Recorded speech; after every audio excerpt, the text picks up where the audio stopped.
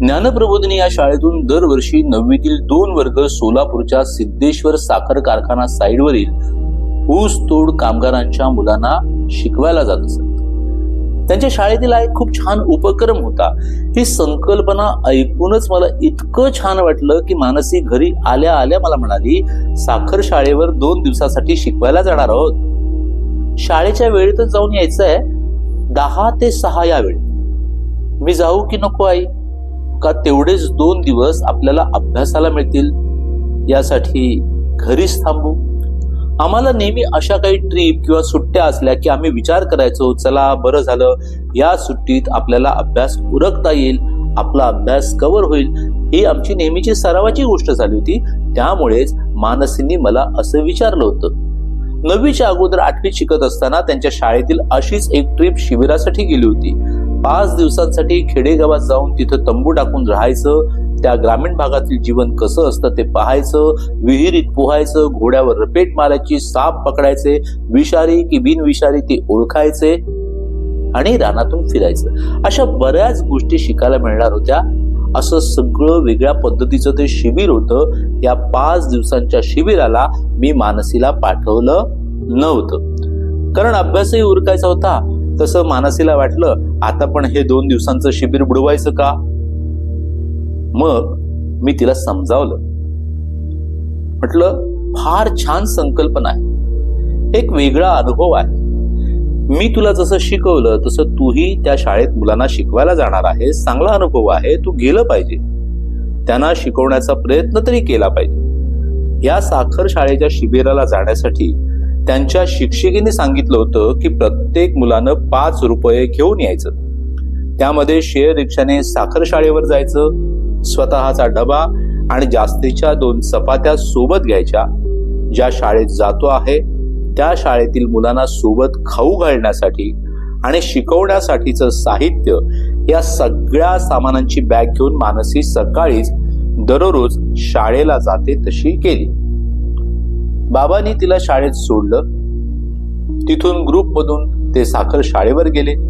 दिवसभरासाठी साखर शाळेवर शिकवण्याचं त्यांचं हे शिबिर करून संध्याकाळी मानसी घरी आली.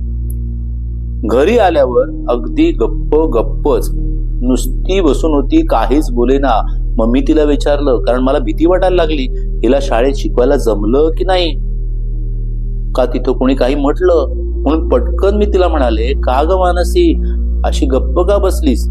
या माझ्या बोलण्यावर ती मला सांगू लागली, अगं आई, मला खूप वाईट वाटतंय ग. मी ना ज्या मुलांना शिकवायला गेले होते ती इतकी गरीब आहेत की त्यांचे कपडे फाटलेले आहेत. घर तर खूप छोट्या झोपडीचं आहे, घरात काही सुद्धा नाही. त्यांचे आई बाबा घरात नव्हते. या मुलांची शाळा पण खूप साधी आहे, पत्र्याची आहे. त्या मुलांना डबा नाही, जेवण नाही. मला वाटतं आपल्या समीर मामांचा मल्हार आहे ना, त्याचे कपडे आपण त्या छोट्या मुलांना नेऊन द्यायचे का? तिचं हे बोलणं ऐकून मग मला जरा हायसं वाटलं. तिला तिचा काहीच प्रॉब्लेम नव्हता, पण साखर शाळेतील मुलांची अवस्था बघून मानसी दुःखी झाली होती. या गोष्टीचा मला आनंद झाला. आनंद या गोष्टीचा झाला की मानसी इतरांचाही विचार करते. मग मी तिला म्हणाले, मानसी, तुझे विचार अगदी योग्य आहे, आपण त्यांना द्यायलाच पाहिजे. पण मल्हारचे आपण असे किती कपडे देणार? तिथं खूप मुलं आहेत, एवढ्या मुलांना मल्हारचे कपडे कसे पुरणार? मलाही अशा मुलांना मदत करावी असं खूप वाटतं. मीच तुला नेहमी म्हणते ना की इतरांना मदत करावी, पण अशा पद्धतीनं आपण त्यांना मदत नाही करू शकणार. त्यांना वेगळ्या पद्धतीने मदत करायला हवी, पण आपण निश्चित त्यांना मदत करू असं तिला समजावून सांगितलं. त्या दिवशी संध्याकाळी ती बाबांना म्हणाली, बाबा, मला मामाने खाऊसाठी पैसे दिलेत ना, ते पैसे घ्या आणि त्याची 85 चॉकलेटे घेऊन या. मला ना त्या मुलांना चॉकलेट द्यायचंय. मानसीच्या बाबांनी मग दुसऱ्या दिवशी सकाळी साखर शाळेला जाण्यापूर्वी तिला एक चॉकलेटचा पुडा आणून दिला. पहिल्या दिवसासारखंच जेवणाचा डबा घेऊन ती शाळेत गेली. शाळेतून साखर शाळेवर गेली. त्या दिवशी दिवसभर साखर शाळेवर थांबून संध्याकाळी ती घरी आली. घरी आल्या आल्यास तिनं रडायला सुरुवात केली. इतकं मोठ्याने हमसून हमसून रडू लागली. पुन्हा मी घाबरले. आत्ता अजून हिला काय झालं याचा मी विचार करू लागले. तिच्या पाठीवरून हात फिरवत मी तिला विचारलं, अगं मानसी, काय झालं तुला? कशासाठी रडते? तुला कोणी काही म्हणालं का? मग ती पुन्हा रडू लागली आणि म्हणाली, त्या साखर शाळेतील गरीब मुलांची परिस्थिती बघून मला खूप वाईट वाटते आई. त्यामुळेच मला रडू येत आहे. मला याचं वाईट वाटतं की मला किती छान आई बाबा मिळाले. माझी तुम्ही किती काळजी करता. माझ्यासाठी, दादासाठी काय काय देता, काय काय आणता. तू अभ्यास किती शिकवतेस मला, माझी किती काळजी घेतेस. आपल्याला घर आहे पण त्या मुलांना घर सुद्धा नाही. त्यांचे कपडे फाटलेले आहेत. त्यांच्या आई बाबांकडे जरा सुद्धा पैसे नाहीत. आई बाबा शिकवू शकत नाहीत. दिवसभर बाहेर काम करतात. चांगलं खायला सुद्धा नाही. ते बघून मला खूप वाईट वाटतं आई. म्हणून मी आज निर्णय घेतला की मी शिकून खूप मोठी अधिकारी होणार आणि त्या मुलांसाठी शाळा काढणार. हे तिचं सगळं बोलणं ऐकून मी अवाकच झाले. मुलं घडतात, विचार करतात, त्यांच्यावर संस्कार होतो. पण ज्या वयात मानसीने हा विचार केला त्याचं मला खूप कौतुक वाटलं. इतक्या लहान वयात तिला या सगळ्या गोष्टींची जाण आहे. कुणासाठी काहीतरी करावं असं वाटलं. अजून स्वतःच शिकणं पडलंय. तेच ती कशी बशी तिच्या व्यंगातून मार्ग काढत शिकते. तिथं ती समोरच्या गरीब मुलांसाठी विचार करते. मला भरून पावल्यासारखं वाटतं. मी कृतकृत्य झाले. मानसीला शिकवण्यासाठी मी जेवढे प्रयत्न केले आहेत त्याचं पूर्ण सार्थक झाल्याची भावना मला सुखावून गेली. पुढे ती बोललेलं खरं हो न हो, पण ती असा विचार करते आहे हीच आनंदाचा कळस गाठणारी होती. मी तिला घडवण्यासाठी व आकार देण्यासाठी जसे झिजत होते त्या झिजण्याचं फळ मिळालं असं मला वाटू लागलं. या 2 दिवसांच्या शिबिरानंतर तिसऱ्या दिवशी शाळेतील शिक्षिका सुनीताताईंनी मला शाळेत बोलावून घेतलं. मानसी जवळच निरोप दिला होता. त्या म्हणाल्या, काल आणि परवा साखर शाळेवर जे शिकवणं झालं त्यात तुमच्या मानसीनं कमालच केली. तुमची मानसी खरंच ग्रेट आहे हो. अक्षरशः मी पूर्ण 2 दिवस मानसीकडेच पाहत बसले होते. मग मानसी किती छान शिकवते. विशेषतः ज्या आपुलकीनं ती शिकवत होती त्यावरून तर ती आपल्याच घरातील मुलांना शिकवते की काय असं वाटत होतं. त्या शाळेतील एका मुलाच्या नाकातून शेंबूड गळत होता. त्याला कडेवर घेऊन शेंबूड पुसून त्याला पाणी असं पाजत होती की त्याला ते पिता येत नव्हतं. तर बाटलीच्या टोपणात पाणी घेऊन त्याच्या तोंडाला लावून तिनं पाणी पाजलं. अतिशय जिव्हाळ्यानं ती त्यांच्याशी वागत होती. दिवसभर मी अक्षरशः तिच्याकडेच बघत होते. त्यांच्याकडून हे मानसीचं कौतुक ऐकून मी धन्यच झाले. मानसीने पण घरी आल्यानंतर चर्चा करताना मला सांगितलं. ती म्हणाली, शाळेतल्या ताई फक्त माझ्या वर्गातच बसून सतत मी कसं शिकवते ते पाहत होत्या. या साखर शाळेतील शिबिरावर मानसीला त्यांनी मनोगत लिहा असं सांगितलं. त्या 2 दिवसात तिनं जे जे अनुभवलं, काय काय शिकवलं त्याचा अनुभव मनोगतातून लिहायला सांगितला. प्रत्येक वेळी शिकवताना असं होतं की पुस्तकातलं मी बघायची, तिला सांगायची आणि ते मी शिकवायची. पण साखर शाळेवर ती स्वतः गेली. मला काहीच माहिती नव्हतं. मी तिला मनोगत लिहिण्याबद्दल काही सांगू शकत नव्हते.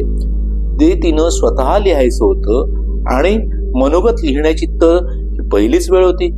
प्रश्नोत्तर व निबंध लिहिणं हा वेगळा प्रकार होता आणि मनोगत लिहिणं हा वेगळा प्रकार होता. मानसीने मनोगत म्हणजे काय इथूनच मला विचारायला सुरुवात केली. मग मी तिला समजावून सांगितलं की 2 दिवस साखर शाळेवर तू जे जे केलंस त्याचा अनुभव आणि त्याबद्दल तुला काय काय वाटलं ते लिहायचं आहे. ते तिला तिच्या स्वानुभवातूनच लिहायचं होतं. त्या मनोगताच्या शेवटी काय लिहायचं असं मला तिने विचारलं. त्यावर मी तिला सांगितलं की तू साखर शाळेतून परत आल्यावर 2ही दिवशी तुला जे जे वाटलं ते तू त्या मनोगताच्या शेवटी लिही. ते तिने लिहिलंही आणि दुसऱ्या दिवशी शाळेत वाचून दाखवलं. या मनोगतामधून सगळ्या विद्यार्थ्यांमधून या मनोगताची म्हणजे मानसीच्या मनोगताची निवड करून महेंद्रभाई सेठिया जे त्या शाळेचे कार्यवाहक होते त्यांच्या समोर हे मनोगत सादर करायचं होतं. तर सर्व मुलांमधून मानसीचं एकच मनोगत निवडून त्यांच्या समोर वाचून दाखवलं. इतकं सुंदर मनोगत मानसीने लिहिलं होतं. साखर शाळेतील मनोगत. आमच्या शाळेच्या संचालकांची परवानगी घेऊन आम्ही 12 तारखेला साखर शाळेत गेलो. साखर शाळेतील मुले झोपड्यांमध्ये राहत होती. त्या मुलांना चांगले कपडे नव्हते. बऱ्याच मुलांनी आंघोळ पण केली नव्हती. अशा प्रकारची मुलं तेथे होती. तेथे गेल्यावर सुरुवातीला मुलांनी मनाचे श्लोक एकत्रित मिळून छान म्हटलं. नंतर राष्ट्रगीत, सुविचार, वार, तारीख मुलांनी सांगितलं. नंतर आम्ही अभंग म्हटले. एका मुलाने तर पोवाडा गायला. काही मुलांनी प्रयोग करून दाखवले. मी 1ली ते 2री या वर्गात गेले. त्या वर्गातील काही मुलं लाजत होती. मी त्यांना समजावून सांगितलं, मी तुमची ताई आहे, लाजू नका अजिबात. मी मुलांना बाराखडी शिकवली. बाराखडी शिकवायला खूप वेळ लागतो, पण तेथील मुलांना बाराखडीप्रमाणे शब्द ओळखायला मी लावले. उदाहरणार्थ तुम्ही शाळेत कशात जेवता व भाजी पोळी कशात ठेवून तुम्ही शाळेत येता असं म्हटल्याबरोबर मुलाने उत्तर दिलं डबा. मला युक्ती करून शिकवायला फार आवडलं. नंतर आम्ही बालवाडीत लहान मुलांना शिकवायला गेलो. तिथली मुलं लहान वयाची असून गडबड करत होती. मी फळ्यावर चित्र काढलं तेव्हा मुलांनी चित्रांची नावं सांगितली. त्यानंतर मी मुलांचा खेळ घेतला, परंतु मुलांना खेळ समजत नसल्यानं त्यांना सोप्या खेळाचा प्रकार शिकवला. मधली सुट्टी भरली. मी माझ्या मैत्रिणीबरोबर डबा खाल्ला. नंतर मधली सुट्टी संपली. मी मुलींना रांगोळी काढायला शिकवली. मी मुलींना सोप्या पद्धतीने रांगोळी शिकवल्याने काही मुलींना रांगोळी काढायला आली आणि मुलींना रांगोळी काढायला खूप आनंद वाटला. पण एक मुलगी 2 वर्षाची होती. ती बालवाडीत शिकते. तिला पाणी पाहिजे होतं असं म्हणून ती रडत होती. म्हणून मी तिला पाण्याच्या टाकीकडे नेलं, पण तिथं पाणी संपलं होतं. मग मी तिला आणलेल्या पाण्याच्या बाटलीचं टोपण उघडून त्या टोपणात पाणी ओतून तिला पाणी पाजलं. पाणी प्याल्यानंतर तिचं रडणं थांबलं.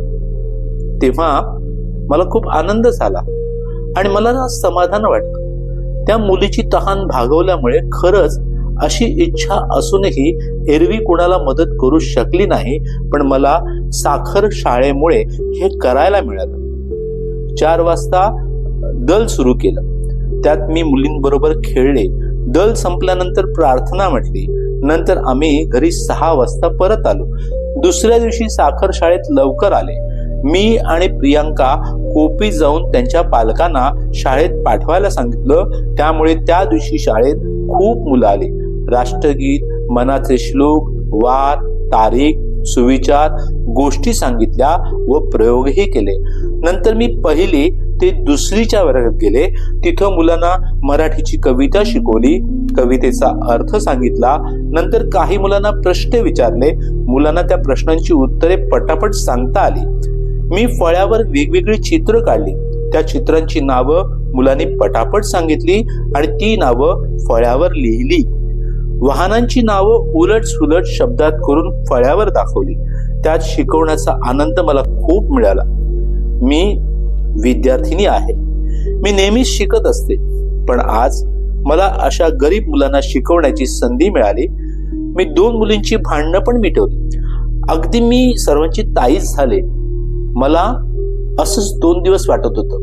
मी माझ्या पैशातून त्या सर्व मुलांना चॉकलेट घेऊन गेले होते. त्यांना चॉकलेट दिल्यावर त्यांना अतिशय आनंद झाला, पण तेवढंच दुःख पण वाटलं. मला माझी आई किती शिकवते, माझे आई बाबा माझ्यासाठी किती करतात, पण त्या मुलांचे आई बाबा अडाणी व गरीब असल्याने त्यांच्यासाठी काहीच करू शकत नव्हते. त्यांना चांगले कपडे सुद्धा नव्हते.